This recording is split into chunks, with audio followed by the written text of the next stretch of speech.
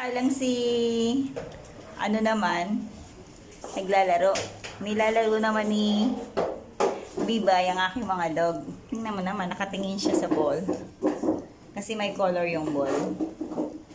Kaya tinitingnan nila. I-play sila. Hindi ko sila nilalabas kasi masyado rin silang makukulit. Tsaka masakit yung kanilang mga kuko pag nakakalmot.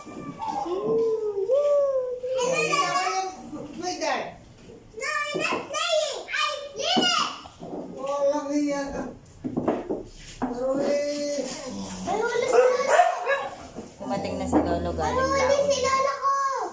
May dali siyang isda. Dumagat siya. Mami, ano pa? No more. Enough. Okay? Thank you. Enough na. No more na. Ako na lang mabawas. No, bawal magbanlaw. Ako na magbanlaw.